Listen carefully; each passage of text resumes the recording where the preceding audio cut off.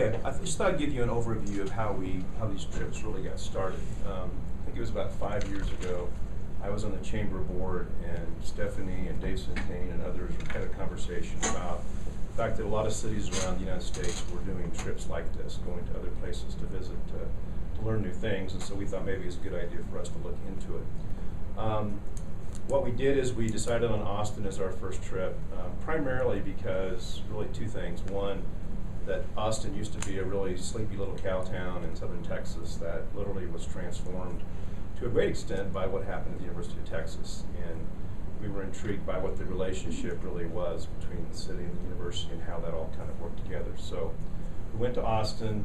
I'm sorry, what happened at the University of Texas that caused this? Well, what the University of Texas really exploded is what happened. Okay. And Austin's an interesting place for a lot of reasons, but it's also interesting because it's a very welcoming community, and people, very creative people, tend to come as a magnet into Austin to do whatever they want to do, and everyone's sort of welcome to do that. And a lot of wonderful businesses have spawned out of Austin, like Dell Computers Sure. and Whole Foods. Sort of the Boulder of Texas. It kind of is, and yet Yeah. it's largely a Democratic type city and mostly a Republican state. So it's one of the capitals there.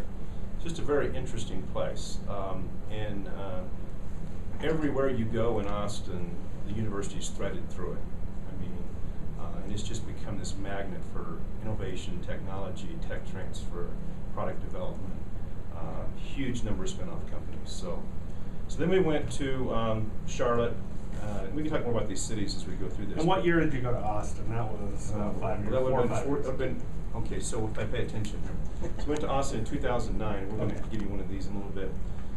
So that was the first trip. Then we went to Charlotte in 2010. And Oklahoma City in 2011 last year. And this past May we went to Portland in 2012. As you might imagine, all the cities are very unique. They're all very different. They all have their strengths. They all have their weaknesses.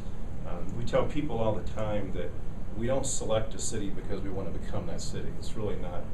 I mean, we could sit here and talk about all the problems that Portland has, but we selected them because we thought that they had some best practices and had some strengths there that connected back to our region here. Areas where we thought we could go there and learn about what they do, and then decide whether it makes sense to adapt it, bring it back here to this community, plug it in or not. And what you'll see when we pass this out is we have a list of about 10 to 12 things specifically that have come out of these trips. And let me just give you 3 examples that have come out of those trips. One, to a great extent, the merger of the Chamber EDC grew out of these trips. It was talked about through all the trips as we saw how there was a single organization in this, and how they were able to maximize their resources, how they were able to be more efficient, more effective. Oklahoma City was really the tipping point of that came back then and resulted. It happened very shortly after we came back from Oklahoma City, actually. There's a lot of research. UCCS is one of the leaders in the country on aging and seniors, and that whole both Austin and Charlotte really were tipping points for putting together the Innovations in Aging Conference that happens here that talks about technology around seniors, and that's been a big success here. El Paso County's Citizen Service Center on Garden of the Gods, I believe, grew out of Charlotte. Is that correct? I did go out of Charlotte. So we've seen real things happen out of these trips where ideas were spawned and discussions took place that have actually happened.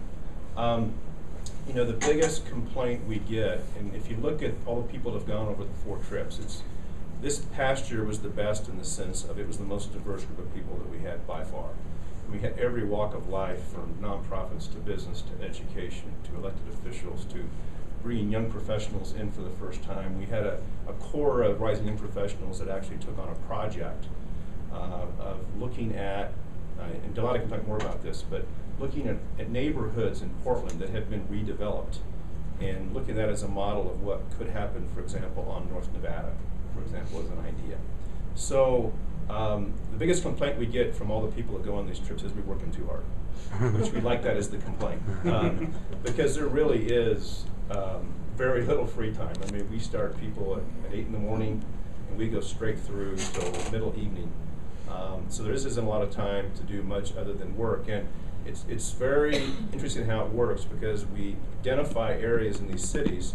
Portland, for example, we knew that what they'd done in their downtown, how they redeveloped their downtown as it ties to the waterways, was important to us as it relates to our downtown. What can we do to our downtown? And Fountain and Monument Creek, and how those two can all connect. Portland State University happens to be a peer university of UCCS, and they have just exploded in the last 5 to 7 years, largely through how they've been able to create regional partnerships to expand that institution. Because of what's going on with University of Colorado Hospital, Memorial Hospital, and the hopefully pending branch medical campus to be at UCCS, we're very interested in seeing the Oregon Health Sciences University, which is right down below Portland State University, to see what that meant to the actual regional economy of the city. Streetcars, probably nobody in the country does it better than Portland. You can kind of be in downtown Portland and shoot down a street and not see a car, because everyone's on a bike or walking or on a streetcar or light rail or something. So again, those were areas. That's how we got to Portland, because we knew they had a sports economy, and they knew they'd done this downtown. We knew about the hospital, we knew about the university, and so that's how we just kind of adapted. And then we get there, and people break into various sectors and go off and do things. And so it isn't like we do a whole lot. There's one large group of people. We actually break in and go drill down into those areas and bring it back.